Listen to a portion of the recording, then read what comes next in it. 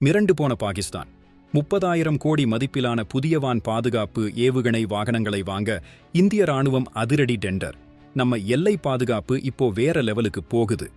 பாகிஸ்தான் சீனா கிட்ட வாங்கின ட்ரோன்களை பயன்படுத்தினப்போ நம்ம ராணுவம் எவ்வளோ துல்லியமா சுட்டு வீழ்த்துச்சுன்னு பார்த்தோம்ல. ஆனா இனிமே ட்ரோன் மட்டுமில்ல, போர் விமானங்கள், ஹெலிகாப்டர்கள், ஏவுகணைகள்னு எது வந்தாலும் சரி, அதை நடுவானிலேயே நொறுக்க வென்ற ஆனந்த் சாஸ்திராபிங்கிற நம்ம ஊரு டெக்னாலஜியில உருவான QRSAM வாகனங்களை அதிகமாக வாங்க முடிவு பண்ணியிருக்கிறாங்க. இந்த அதிரடி திட்டத்துக்காகத்தான் இப்போ 30,000 கோடிக்கு மெகா டெண்டர் விட்டிருக்காங்க. அப்படி என்ன இருக்கு இந்த QRSAMல? இது சும்மா சாதாரண வாகனம் இல்லப்பா.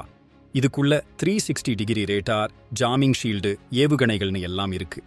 இதனால 30 கிலோமீட்டர் தூரம், 6 முதல் 10 கிலோமீட்டர் உயரம் வரைக்கும் வர்ற எதிரிகளை துவம்சம் பண்ண முடியும்.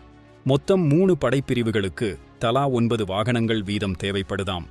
நம்ம பீரங்கி படையினரின் பாதுகாப்புக்கு இதைவிட வேற என்ன வேணும்? நம்ம நாட்டோட பாதுகாப்புக்கு முன்னுரிமை கொடுத்த இந்த ராணுவத்தின் முடிவு சரியானதா?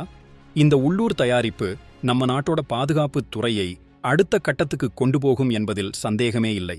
ஜெய் ஹிந்த்.